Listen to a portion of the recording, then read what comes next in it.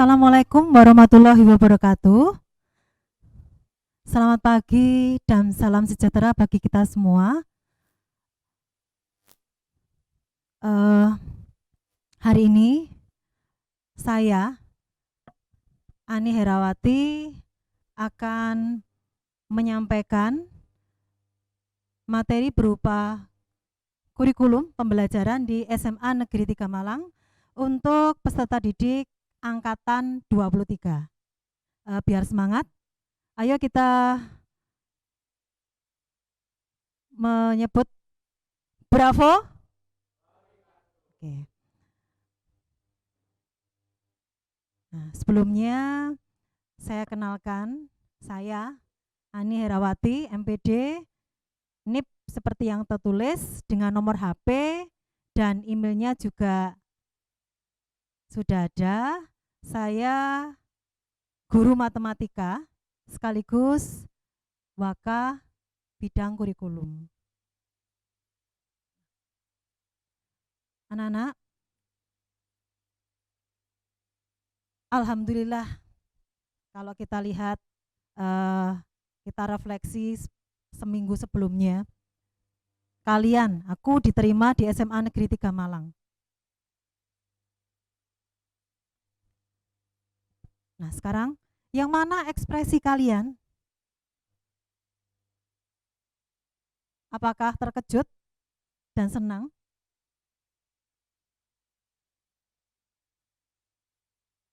Ataukah bangga?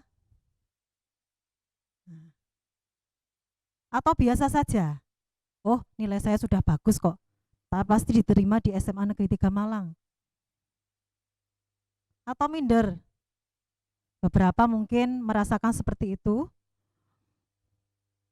Sedih, waduh saya diterima di SMA Negeri 3 Malang. Apa ya?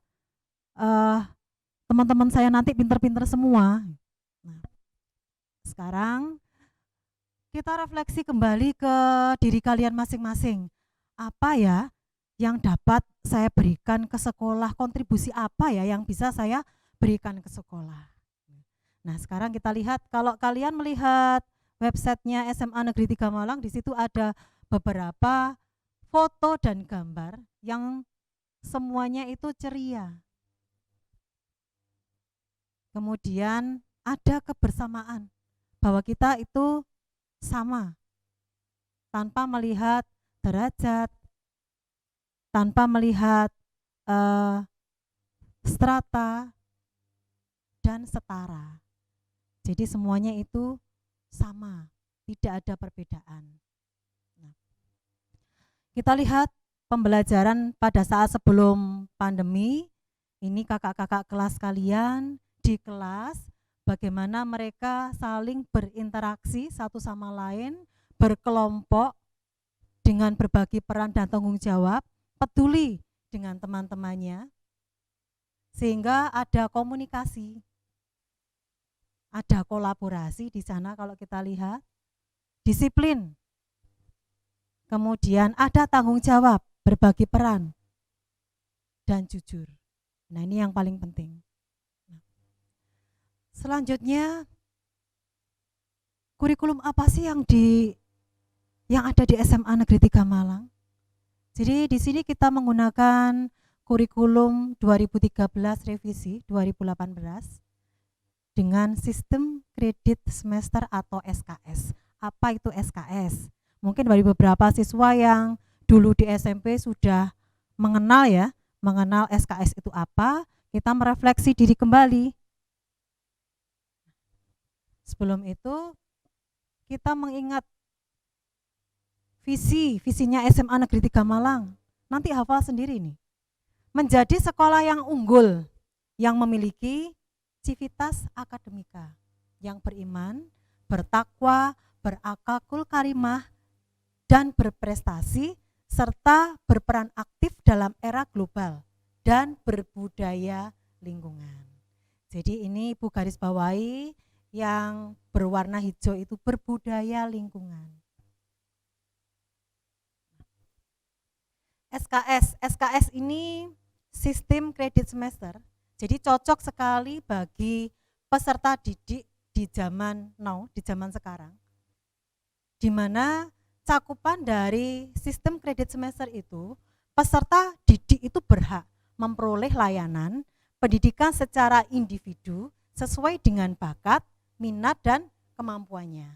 Jadi kalau kita menggunakan kurikulum 2013 revisi, di mana di dalamnya itu ada kecakapan abad 21 yaitu 4C. 4C itu adalah communication, jadi komunikasi.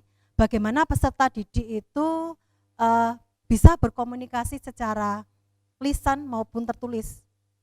Walaupun pada komunikasi itu kebanyakan dari peserta didik dan tidak semuanya itu belum mahir berkomunikasi, jadi ini kita explore sehingga anak-anak nanti semuanya harapannya ibu bisa berkomunikasi. 4C yang kedua, kolaborasi. Jadi anak-anak bisa berbagi peran, berbagi tanggung jawab pada saat anak-anak nanti berkelompok dengan temannya. 4C yang ketiga, critical thinking dan inovasi. Jadi berpikir kritis dan inovasi. Bagaimana peserta didik itu bisa memecahkan masalah secara umum ya, masalah dalam kehidupan sehari-hari, masalah dalam mempelajari mata pelajaran tertentu. Dan yang terakhir adalah kreatif. Kreatif nanti ibu berharap nanti anak-anak pejuang-pejuang Bawi Karsu angkatan 23 nanti bisa kreatif. Kemudian higher order thinking skill. Jadi anak-anak nanti bisa mengeksplor bagaimana berpikir tingkat tinggi. Kemudian literasi. Pada zaman era pandemi seperti sekarang atau disebut juga new normal dari dalam tatanan baru, nanti anak-anak harus belajar tentang literasi, membaca. Kemudian yang terakhir adalah PPK, penguatan pendidikan karakter, yang semuanya ini ada di cakupan kurikulum 2013 revisi. Kemudian kita membahas tentang SKS, perkembangan SKS dari tahun ke tahun. Jadi kalau SMA 3 itu menggunakan SKS itu mulai tahun 2013-2014. Jadi awal menggunakan SKS lama. Namanya SKS lama itu diberikan nama itu sebelum tahun 2017. Namanya SKS lama. Kemudian tahun 2017 akhir sampai 2019 pertengahan itu namanya SKS paradigma baru. Nah, yang terakhir ini yang cocok untuk kondisi anak-anak didik di era sekarang itu diberi nama SKS Merdeka Belajar. Anak-anak, kita bahas satu persatu apa perbedaannya dari tahun ke tahun seiring dengan perkembangan SKS. Yang pertama SKS lama. Dulu sebelum tahun 2017 itu ada beberapa sekolah yang menggunakan SKS jenisnya on dan off. KD dipetakan beberapa seri sehingga pada semester 1 misalkan muncul matematika. Nanti di semester 2 itu tidak ada matematika, mungkin muncul kimia, fisika. Kemudian ada beberapa sekolah yang menggunakan continue dan discontinue. Kalau on off itu namanya discontinue. Kalau SMA 3 dulu menggunakan continue, jadi terus menerus. Setiap saat KD di semester 1, 2, 3 itu sesuai dengan struktur kurikulum. Kemudian ada yang namanya remedi. Remedi itu ada di semester pendek, jadi diberikan waktu tersendiri. Kemudian beban belajar itu namanya SKS. Bedakan antara penulisan SKS huruf besar dengan SKS huruf kecil. Kalau SKS huruf besar itu sistem kredit semester. Kalau SKS kecil itu satuan kredit semester pada saat SKS sebelum tahun 2017 itu namanya beban belajar. Berikutnya SKS paradigma baru. Jadi apa sih bedanya SKS lama dengan SKS paradigma baru? Jadi karena dulu pada SKS lama sebelum tahun 2017 tidak ada keseragaman antara SMA yang satu dengan SMA yang lain. Sehingga Direktorat Pendidikan Sekolah Menengah Dasar dan Menengah itu meluncurkan atau merevisi SKS lama dengan SKS paradigma baru. Apa bedanya? Itu ada beberapa ciri-ciri. Yang pertama, KD utuh sesuai dengan Permendikbud nomor 24 tahun 2016. Jadi semua sekolah yang menggunakan SKS itu KD-nya sesuai dengan struktur kurikulum Permendikbud nomor 24 tahun 2016. Seluruh mapel dijadwalkan setiap semester. Jadi kalau pada SKS yang lama sebelum tahun 2017 itu siswa dikelompokkan, oh ini siswa program 2 semester, jadi sudah dalam kelas tertentu.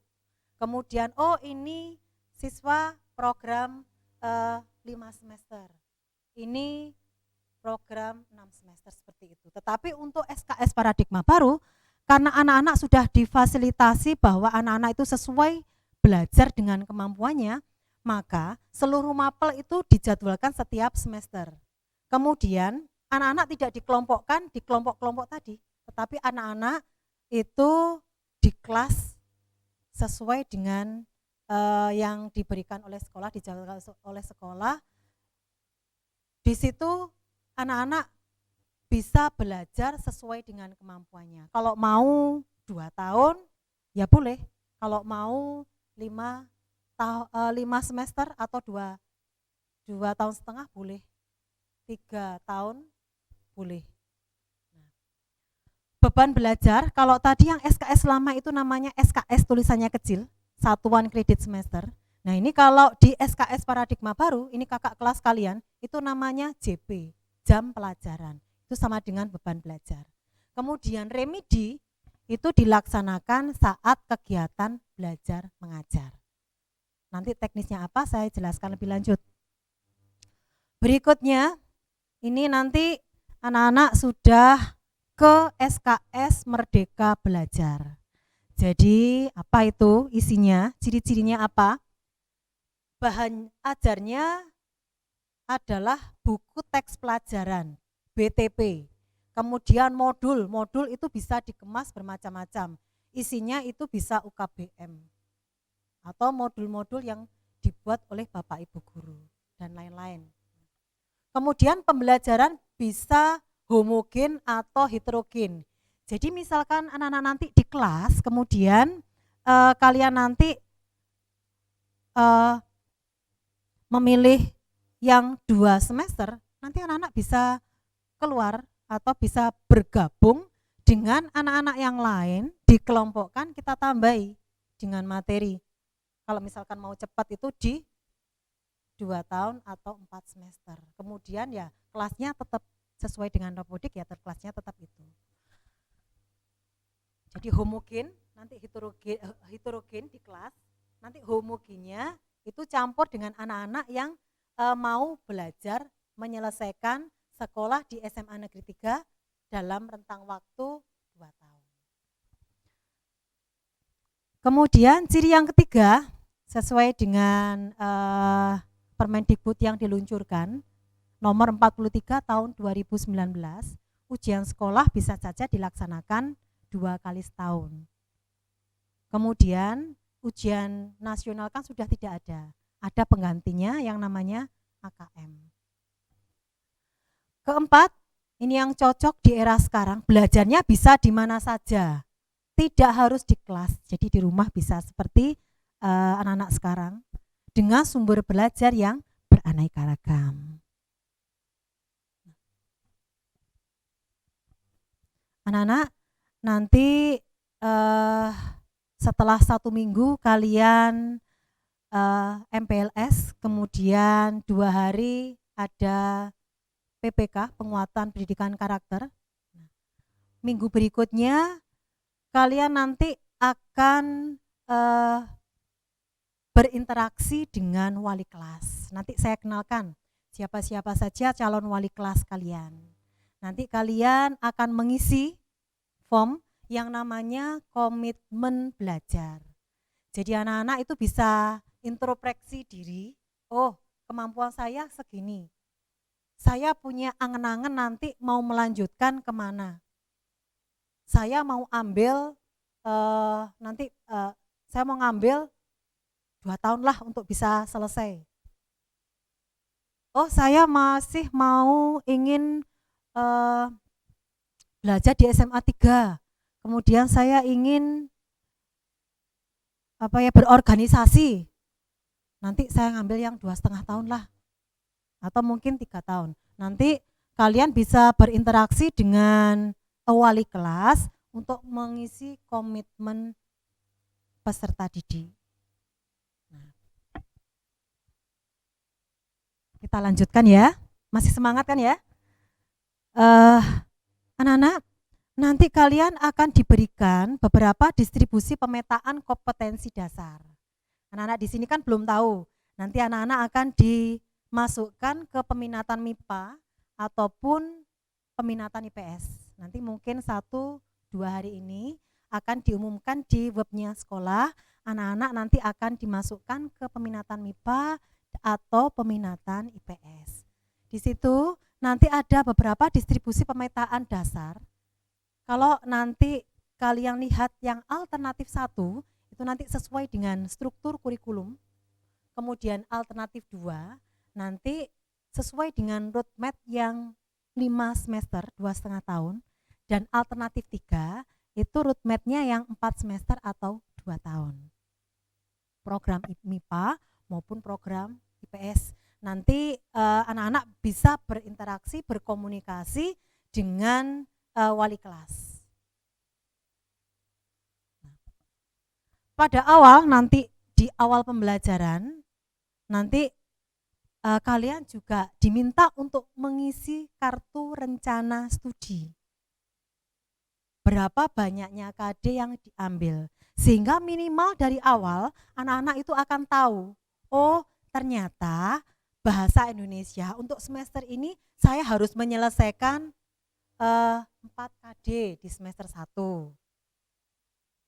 Oh ternyata untuk matematika umum saya semester 1 itu harus menyelesaikan 4 KD dan seterusnya. Berkaitan dengan SKS tadi, maka pembelajaran di SKS itu adalah pembelajaran tuntas. Artinya apa? Pada saat anak-anak mempelajari misalkan matematika, itu ada 4 KD di semester, ada 4 KD atau 5 KD ya, 5 KD di semester 1. Maka kalian nanti harus menyelesaikan, mempelajari KD 3.1, pasangannya 4.1, tuntas, sebelum mempelajari KD berikutnya. Jadi harus tuntas dulu KD 1, baru lanjut ke KD berikutnya, KD 3.2. KD 3.2, 4.2 itu tuntas, baru melanjutkan ke KD 3.3, 3.4 dan seterusnya, sampai KD yang diberikan di semester 1 itu selesai. Nah,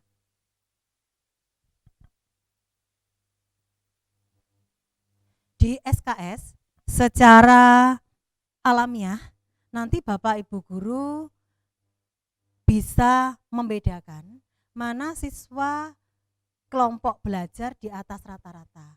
Secara logika, siswa yang kelompok belajar di atas rata-rata itu nanti bisa berkoordinasi dengan wali kelas dan guru BK, nanti bisa menyelesaikan belajarnya di SMA Negeri 3 itu dalam rentang waktu 4 semester atau 2 tahun. Nah, kemudian untuk kelompok siswa kelompok belajar yang rata-rata, maka siswa ini secara logika Karena roadmap di SMA Negeri 3 itu kan 5 semester atau 2,5 tahun. Maka ini anak-anak ini dikelompokkan di program 5 semester. Kemudian untuk kelompok belajar di bawah rata-rata, ya anak-anak yang biasa, artinya bukan yang terlalu bawah, itu anak-anak yang roadmap-nya 6 semester atau 3 tahun. Nah, anak-anak, untuk program SKS ini tidak ada kenaikan kelas. Jadi karena pembelajaran kita itu mastery learning, maka tidak ada kenaikan kelas. Yang ada ya semester 1, semester 2, semester 3, semester 4. Itu kalau anak-anak yang mau melanjutkan atau mau menyelesaikan di SMA Negeri 3 itu dalam rentang waktu 2 tahun. Tetapi sesuai dengan struktur kurikulum ya, 4 semester, tapi semua struktur kurikulum itu selesai.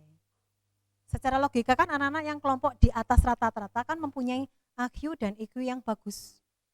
Di atas anak-anak yang belajar di rata-rata atau di bawahnya rata-rata.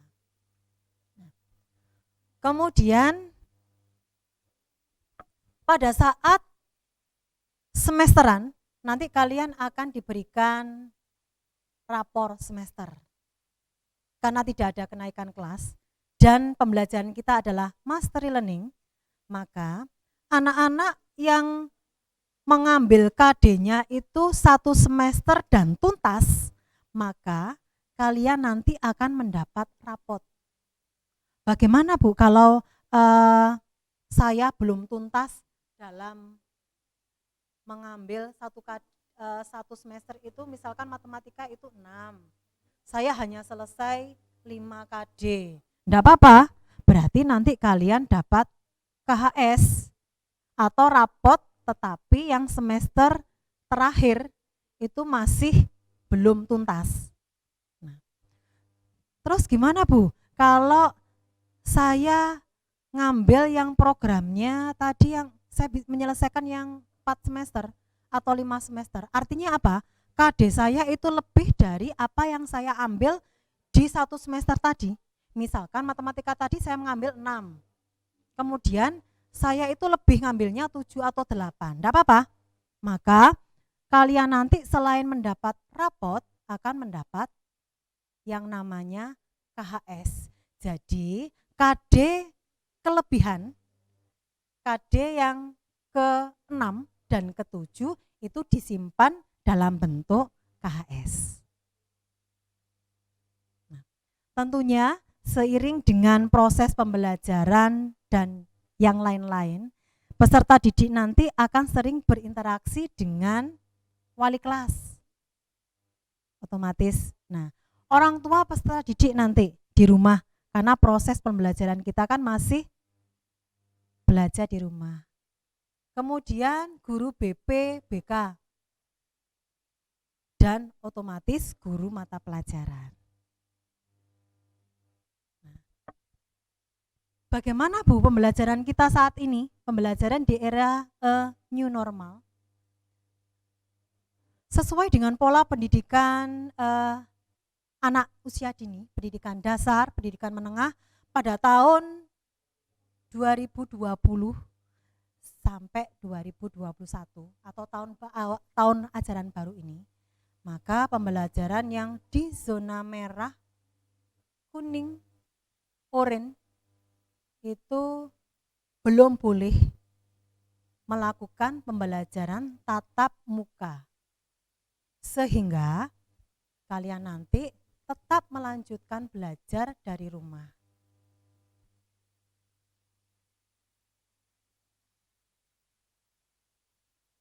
Pembelajarannya dapat dilakukan dengan apa Bu? Pembelajaran nanti dilakukan dengan daring, dengan luring, atau bisa kombinasi keduanya.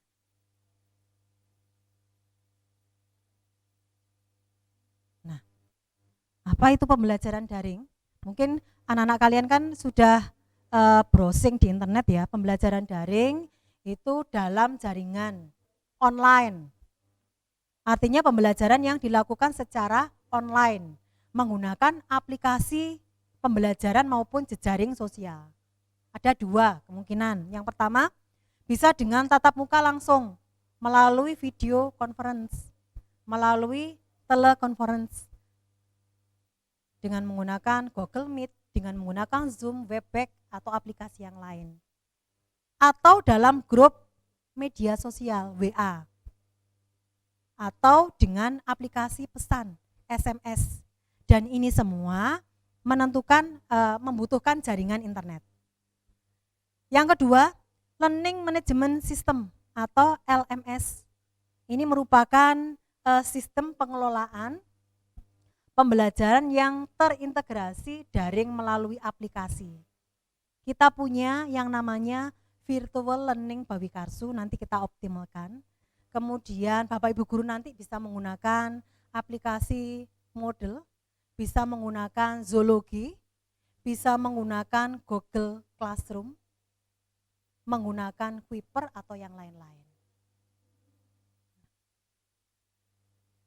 Kemudian pembelajaran secara luring, luar jaringan, offline, tidak membutuhkan jaringan internet.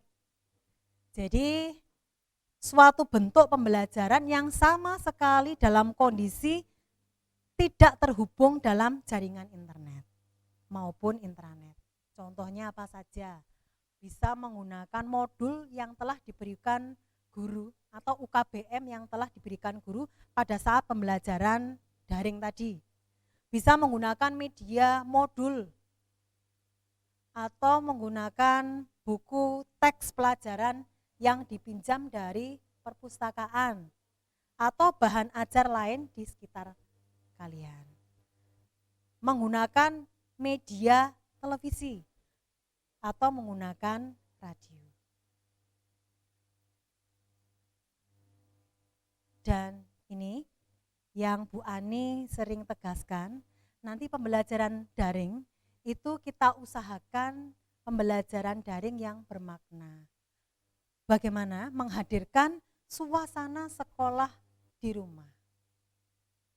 Nanti kita punya SOP, bagaimana nanti ruhnya, suasana belajar di rumah, agar suasananya menjadi di sekolah itu bagaimana. Nanti anak-anak wajib menggunakan seragam sesuai dengan jadwal sekolah. Nah, karena kalian itu masih peserta didik baru, jadi masih boleh menggunakan seragam SMP sampai seragam SMA kalian itu jadi. Jadi wajib menggunakan seragam sesuai dengan jadwal sekolah. Kemudian pada saat pembelajaran daring, bertatap muka secara virtual, anak-anak nanti diminta mengaktifkan kamera ketika pembelajaran berlangsung. Kemudian melakukan presensi di Google Form yang disediakan oleh guru mata pelajaran. Sehingga nanti terjadi interaksi dua arah. Ibu nanti tidak mau anak-anak pada saat pembelajaran daring itu konsentrasinya itu tidak ke pembelajaran, ke yang lain-lain. Yang terakhir, nanti Ibu akan mengenalkan calon wali kelas 10. Jadi karena kalian itu kan belum terbentuk kelas-kelas. Kalian nanti 1-2 hari ini akan dikelompokkan peminatan MIPA dan peminatan IPS. Kemudian pada saat pengumuman kalian diterima di peminatan MIPA maupun IPS, nanti kalian akan memilih lintas minat. Ada kuota dari sekolah. Jadi ini cepet-cepetan. Kalau programnya MIPA, berarti lintas minatnya itu nanti kalian harus mengambil program IPS. Bagi peserta didik yang dijuruskan ke peminatan IPS, berarti nanti harus mengambil lintas minatnya IPA atau bahasa. Kalau MIPA boleh IPS atau bahasa.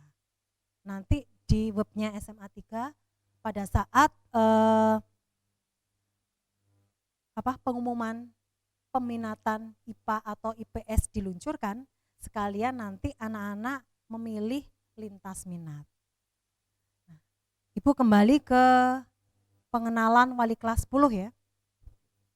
Yang pertama, di kelas 10 nanti akan ada kelas olimpiade.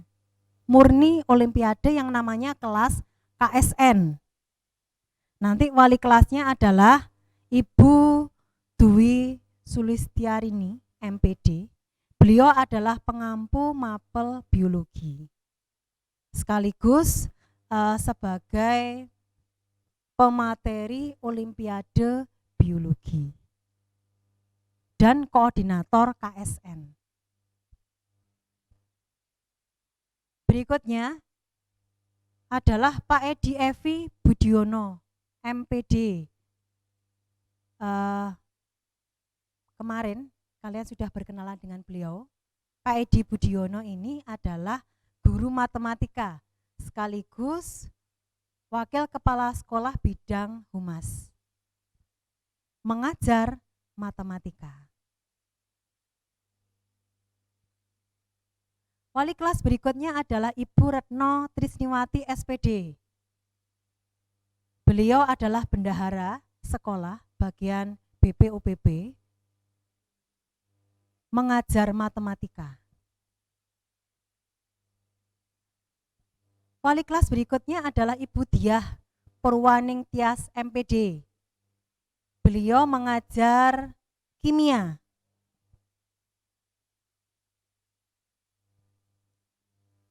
Berikutnya adalah Ibu Feni Ika Susanti, SSI MPD. Ibu Feni ini bendahara sekolah bagian BOS. Beliau mengajar kimia. Wali kelas berikutnya adalah Ibu Titik Susianah, SPD MSI. Kemarin anak-anak sudah berkenalan dengan beliau. Ibu Titik Susianah ini adalah wakil kepala sekolah bidang sarana prasarana. Beliau mengajar kimia. Berikutnya, wali kelas berikutnya Bapak Budi Nurani, MPD. Bapak Budi Nurani ini adalah tim penjamin mutu sekolah bagian SPMI. Beliau mengajar fisika.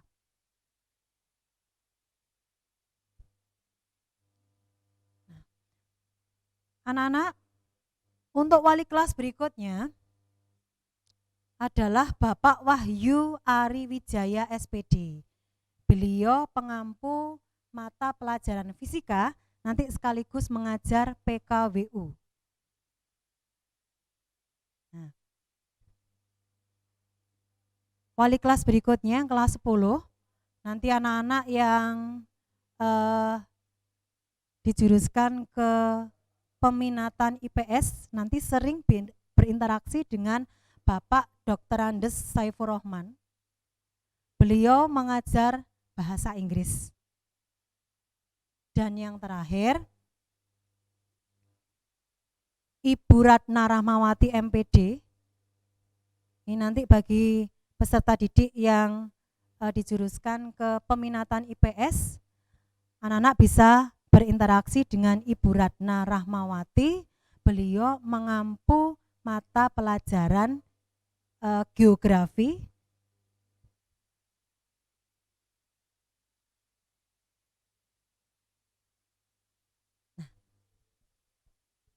mungkin itu anak-anak. Bu Ani berharap anak-anak nanti senantiasa diberi kesehatan oleh Tuhan Yang Maha Esa, sehingga bisa selalu mengikuti, hadir dalam MPLS dan PPK, dan selalu belajar, walaupun belajar di rumah. Aura pembelajaran di sekolah itu tetap terbawa di rumah. Itu aja dari saya, kesehatan dan keselamatan yang utama. Saya kembalikan, saya tutup dulu. Wassalamualaikum warahmatullahi wabarakatuh. Saya kembalikan ke moderator. Terima kasih paparannya Ibu Ani. Selanjutnya akan ada sesi tanya jawab. Apabila dari peserta MPLS ada yang ingin bertanya, silakan langsung aktifkan fitur raise hand atau langsung bisa melalui live chat.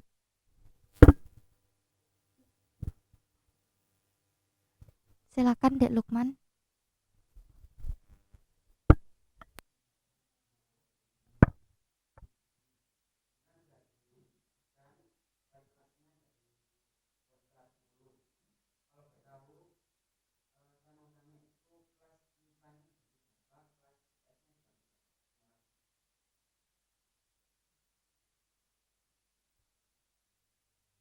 Langsung dijawab. Oh ya, eh gini, pembagian peminatan MIPA maupun IPS tidak dari kurikulum saja, tetapi ada kerjasama dengan guru BK, sehingga eh, untuk pembagian MIPA sama IPS, plan A-nya 7 MIPA, 3 IPS, plan B-nya 8 MIPA, 2 IPS. Dari hasil nilai kalian di rapot kemarin, dari hasil tes psikologi, dan peminatan kalian dari daftar ulang, itu juga diperhitungkan. Begitu saya kira. Apa sudah jelas jawabannya untuk Dek Lukman? Apa ada yang ingin ditanyakan lagi? Silakan Dek Haidar.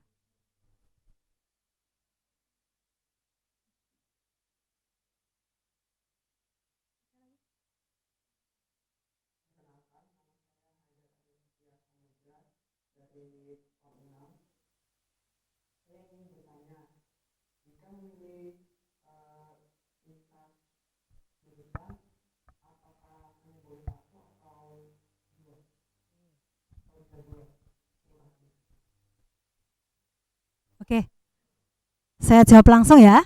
Jadi untuk kelas 10 itu lintas minatnya 2 mapel. Nah, 2 mapel itu apa? Nanti sekolah yang membuka. Jadi tidak semua mapel, misalkan gini, peserta didik yang MIPA kan boleh mengambil lintas minatnya itu IPS ataupun yang bahasa. Bahasa itu ya bahasa Jerman, bahasa Inggris, Perancis, ya, dan Jepang. Jadi yang membuka kuotanya itu sekolah. Dan anak-anak yang peminatan IPS berarti mengambilnya kan bisa IPA atau IPS. Tetapi nanti tergantung sekolah, tergantung kuotanya. Tidak semuanya dibuka. Misalkan nanti kelas IPS ada yang mau biologi gitu. Misalkan kalau banyak bisa dibuka, kalau hanya sedikit tidak akan dibuka. Jadi tergantung pada sekolah aja. Biar nanti anak-anak tidak keberatan kalau misalkan anak-anak yang di peminatan IPS begitu mau mengambil ya bisa mengambil ke bahasa. Misalkan bahasa Jepang, bahasa Jerman, bahasa Prancis atau bahasa Inggris gitu.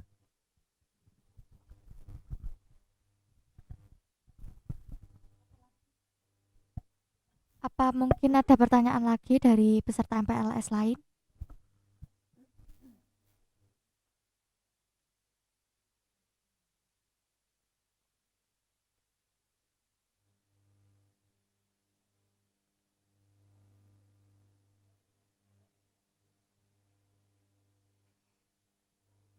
Satu ya.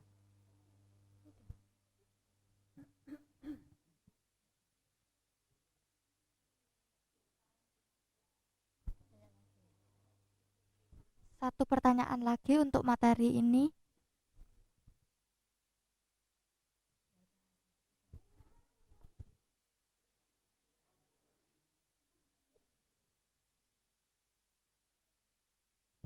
Untuk Dek Ines silakan ajukan pertanyaannya.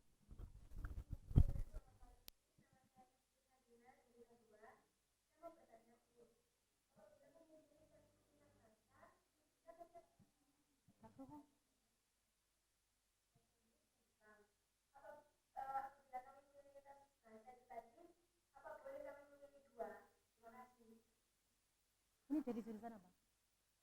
Diulangi, suruh ngulangi. Suruh ngulangi. Paling mikir gak krungu.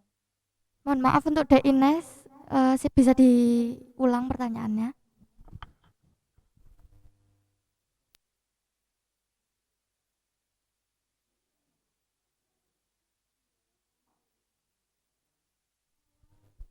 Untuk Dek Ines, bisa diulang pertanyaannya.